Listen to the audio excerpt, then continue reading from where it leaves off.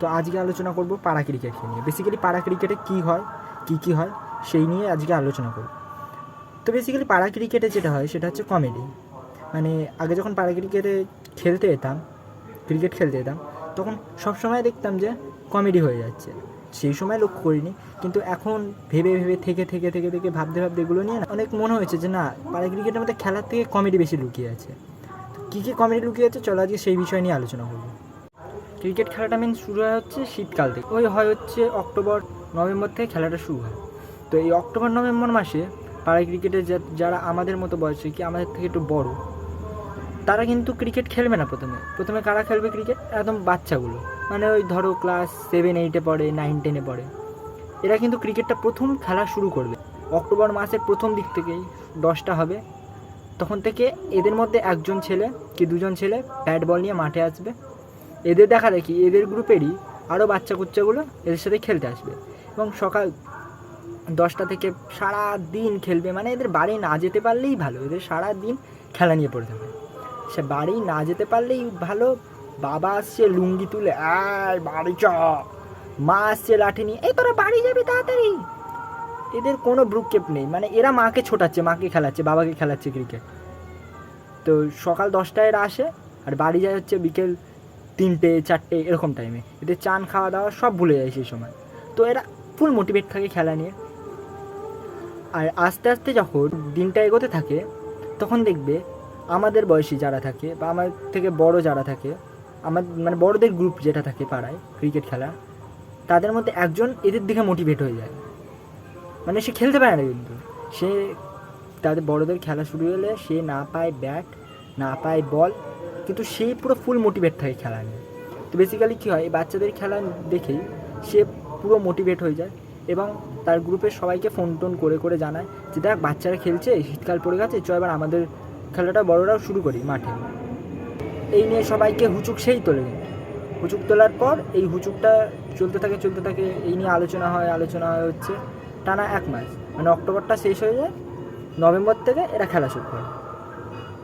তো কী হয়, অক্টোবরের সকালে বেলায় ওই মোটিভেটেড ছেলেটা ফোন করে সবাইকে জানিয়ে দেয় পাড়ায় যে ভাই কালকে থেকে চল খেলা শুরু করি, ছোটরাও তো খেলা শুরু করে দিয়েছে। তো এই গেল হচ্ছে প্রথম দিন। তৃতীয় দিন করতে রোজ সকালে ফোন করছে, বিকেলে আড্ডায় গিয়ে বলছে, সবাই বলছে হ্যাঁ ভেবে দেখছি, চ কাল থেকে শুরু করছে। এই করতে শুরু হয় না, শুরু হতে হয়ে যায় নভেম্বর মাস। তো নভেম্বর মাস থেকে এরা যখন খেলা শুরু করে, দেখবে যেই ছেলেটা পুরো মোটিভেটেড সবাইকে প্রথমে উৎসাহিত করেছিল, সেই ছেলেটা গিয়ে বাচ্চাদের দলে ঢুকবে। কারণ 10টার সময় তো কেউ আসে না, আমাদের মতো ছেলেরা আমরা খেলতে যেতাম হচ্ছে 11টা 11:30। তো 10টার সময় কেউ আসে না, ওই ছেলেটা সবার প্রথমে গিয়ে 10টার সময় হাজির হয়ে যাবে। 10টার আগেও চলে যায়, মাঝে বাচ্চাদের আগেও চলে যায়, 9:30টায় চলে যায়। 9:30টায় গিয়ে মাঠ মাপে। যখন বাচ্চারা আসে, জোর জবরদস্তি বাচ্চাদের কাছ থেকে ব্যাট নিয়ে নেয়। বাচ্চারা যাও তোমায় খেলতে না, যাও তুমি বলদের সাথে খেলবে। এই আমি তোদের ব্যাট শেখাবো আজকে, জানিস আমি কত ভালো খেলি, কারণ বড়রা আমাকে খেলতে নেয় না। তো এই বলে সে বাচ্চাদের ভুলভাল বুঝিয়ে বাচ্চাদের কাছ থেকে ব্যাট নিয়ে নেয়, এবং কুচে কাছে যে বাচ্চাগুলো থাকে তাদেরকে দূরে পাঠিয়ে দেয় যে তুই ওখানে ফিল্ডিং কর, আমি তোদেরকে বল দেবো, ক্যাচ লুকবি। আর একটা বাচ্চাকে বলে দেয় যে তুই বল কর সারাক্ষণ। তো বল করে টানা 10টা থেকে ঠিক 11টা 11:30 বেজে যায়। যখন বড়রা খেলতে আসে তখন ও বলে যা তোদের খেলা হয়ে গেছে, এবার আমরা খেলবো। ততক্ষণ পর্যন্ত বাচ্চাদের পেছনে কাটি করে, বাচ্চাদের দিনটা নষ্ট করে, ওদের খেলাটা নষ্ট করে বড়দের এবার খেলা শুরু। এবং দেখবে এবার খেলা শুরু হওয়ার আগে হয় হচ্ছে দল ভাগ। এবার এই দল ভাগ নিয়েও থাকা হচ্ছে ঝামেলা। মানে কোনো দিনও এই পাড়া ক্রিকেটে দল ভাগ নিয়ে সুস্থভাবে কোনো কাজকর্ম হবে না। মানে এই দল ভাগ নিয়ে টস নিয়ে কেটে যায় হচ্ছে 1 ঘন্টা। তো কী হয়, দুটো ভালো ছেলেদের মধ্যে দুজনকে চুজ করা হয়, যা হবে হচ্ছে ক্যাপ্টেন। এবার এরা হচ্ছে ক্যাপ্টেন। এবার এদের তো ভাবই আলাদা, মানে এদের ভাও থাকে হচ্ছে একদম একবারে তাল গাছের টঙে। কারণ এরা হচ্ছে ক্যাপ্টেন, প্লাস এরা বাট নিজেদের টিমের ছেলে বাছে। আর এদের উপরই ডিপেন্ড করে থাকে যে কে কত ভালো প্লেয়ার। মানে ধরো আমি হচ্ছি ক্যাপ্টেন, আর ওইদিকে নিখিল বলে একটা ছেলে হয়েছে ক্যাপ্টেন। এবার আমি আমার টিমে ভালো ছেলেগুলোকে নেবো। তো আমি বললাম সমরেশ এদিকে আয়, ও ডেকে নিল বিক্রম এদিকে আয়।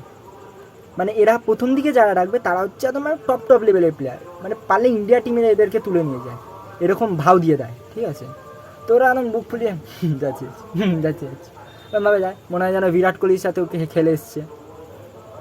তো যাই হোক, তো এই চুজ করার পর কিছু আরও লোয়ার লেভেলের প্লেয়ার থাকে, মানে যাদের পাতে দেওয়ার যোগ্য না, ঠিক আছে। তারা বলিং করার সময় বল করবে না, আর বল যদি করতে আসে 6টা বলে 6টা 6 খাবে, আর তাদের বল দেওয়া হয় না, তাদের দূরে কোণে একদম ফিল্ডারে দাঁড় করিয়ে দেওয়া হয় ফিল্ডিংয়ে, যেখানে ক্যাচও যায় না, চারও হয় না, কিচ্ছু যায় না, চারের বলও যায় না, ক্যাচের বলও আসে না।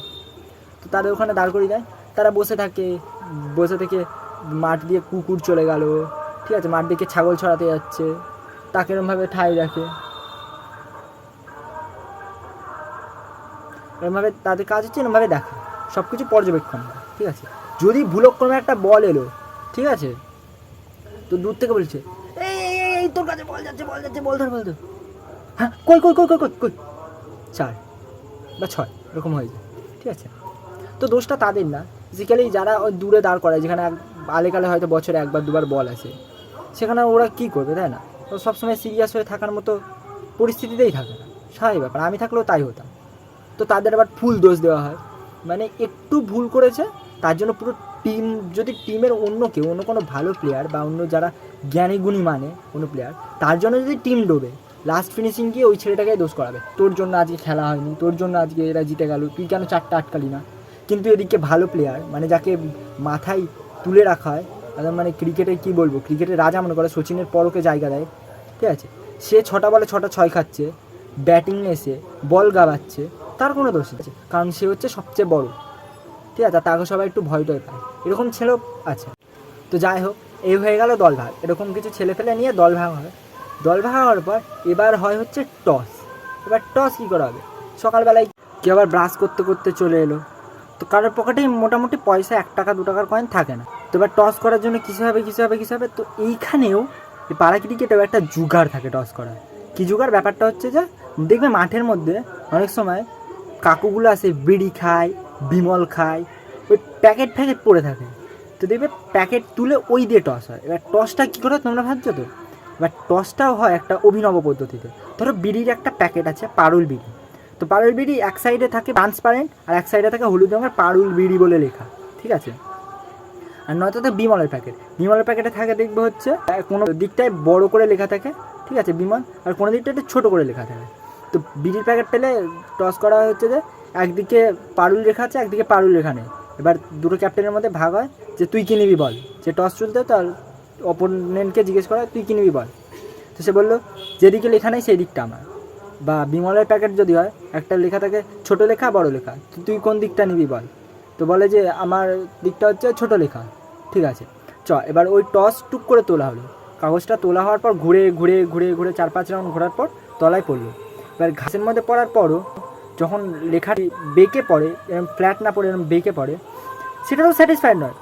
ভাব অন্য কোনো টিম জিতে গেল, লেখাটা বেঁকে পড়েছে, হবে না, এটা বেঁকে পড়েছে, আমার দিকটা পড়তো, ঘাসের জন্য বেঁকে পড়েছে।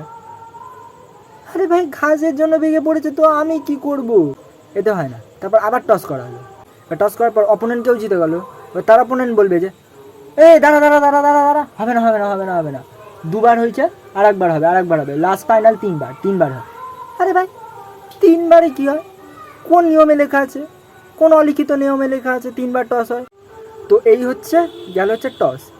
বাট টস হওয়ার পর আর একটা জিনিস লক্ষ্য করবে, এই পাড়া ক্রিকেটে কেউ কিন্তু বল নেবে না, কোনো টিম বল নেবে না, টসে জেতা মানেই ব্যাট। নিজেকে এখানে সবাই বিরাট কোহলি মনে করে, MS ধোনি মনে করে, এখানে নিজেকে সবাই হার্দিক পান্ডিয়া মনে করে, কেউ এখানে বুমরা না, কেউ এখানে মোহাম্মদ শামি না, মানে সবাই ব্যাটসম্যান। এবার দেখবে ব্যাট যে টিম পেলো, সেখান থেকে হুমড়ি তুমড়ি খেয়ে একটা বড় ছেলে এলো, বলে দাঁড়া, আমি ব্যাটে নামবো, কোনো একটা কুচি তুই রানার্সে চলে যা, মানে ওর কোনো যায় আসে না কি রানার্সে গেল কি গেল না, ওর মাথা ব্যথা হচ্ছে আমি প্রথমে ব্যাটে নামবো, আমি নেমে গেছি, ব্যাস, আমার আর কিছু জানার দরকার নেই কি রানার্স আছে। এবার সবাই ভেবেছে বড় ছেলে ভালো খেলবে, ওদের টিমেরই কিছু ছেলে আবার বলে আচ্ছা, ও দাদা নামছে, নামুক, দাদা হেভি মারবে, কিন্তু ওই দাদা কিচ্ছু মারতে পারে না, কিচ্ছু না, নর্মাল বল করলো,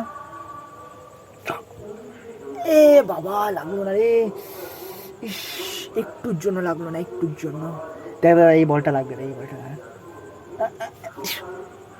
ই বাবা, এই বলটা কিপারে গেছে কেন? বলটা 6 হয়নি? আমি যেটা বললাম 6 হয়েছে, দাদুর বিচি হয়েছে। তো পুরো 2-3 ওভার ঘাবানোর পর 5 ওভারে খেলোয়াড়ে যখন দেখছে না আমার দ্বারা আর হচ্ছে না, তখন টুক করে হিট উইকেট করে দেয় বা স্টাম্প আউট হয়ে যায়। হয়ে দাঁত খেলাতে খেলাতে বেরিয়ে আসে এরা মাঠ থেকে, এই বড়ো বড়ো ধাড়িগুলো। এবারে আজকে জানিস তো লাক ছিল না, আজকে লাক থাকলে আমি দেখিয়ে দিতাম ম্যাট কাকে বানাচ্ছে। এদের লাক কোনোদিনও থাকে না, এরা লাকের এক্সকিউজ দিয়ে যায়। তো যাই হোক, এগুলো যাওয়ার পর এবার হচ্ছে বলের পালা। এবার বলে দেখবে কিছু কিছু বোলার থাকে যারা মানে সুইং মারাত্মক লেভেলে সুইং করে, মানে যদি পিচের বাইরে ফেলে, অফ সুইং করছে, পিচের একদম বাইরে ফেলছে, বল একদম উইকেটের ভেতর ঢুকছে, মানে এরা ভাবে আসলে, কিন্তু এরকম বলটা হয় না। এরা এরকমই ভাবে যে বলটা পিচের বাইরে ফেলছে একদম ভেতরে ঢুকছে, কিন্তু বলটা আসলে ওরকম হয় না, বলটা সোজাও যায় না, এমনকি বলটা 3 রফে যায়, ক্যান্সেল বল হয়ে যায়। আর এরা সুইং করার সময় দেখবে মানে একদম বেঁকে এরকম হাত পা দেখি মনে হয় না তো পোলিও রোগ আছে, মানে হাত পা এরকম এরকম বেঁকে এরমভাবে বল ছাড়ে। আরে কী বল ছাড়া ভাই, মানে কোনো ট্রিক্স যায় না, কিচ্ছু যায় না, মানে বলটা ঘুরিয়ে ছেড়ে দিলে বল সুইং খাবে, এটা ওদের ধারণা, ঠিক আছে।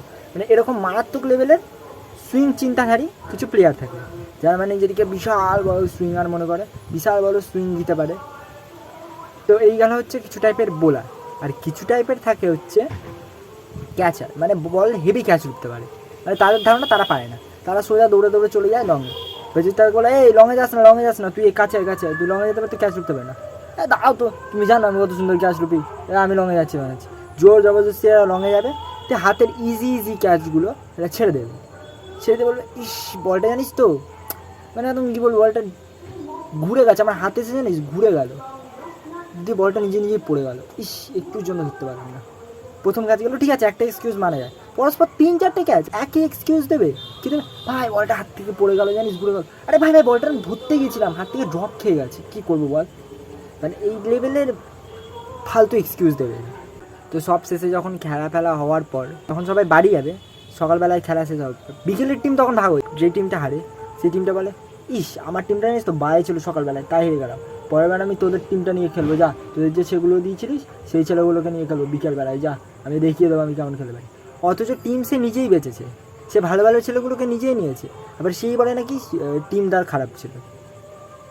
তো হলো এবার বিকেলবেলায় এসে সেম টিম নেয়, সেম টিম নেওয়ার পরেও যখন হারে তখন এরা বাড়ি যাওয়ার সন্ধ্যাবেলায় বাড়ি যাওয়ার সময়, আরে আজকে লাখটা সাথ দেয়নি বলে যা খেলে রাখাতাম না, এদিকে মানে টিমের সব ছেলে ভালো খেলেছে, লাস্টে নিজে নেমে বা 4 বলে 1 বাকি, সেই 4 বলে 1টা সে করতে পারেনি, এবার সে লাখের এক্সকিউজ দেয়।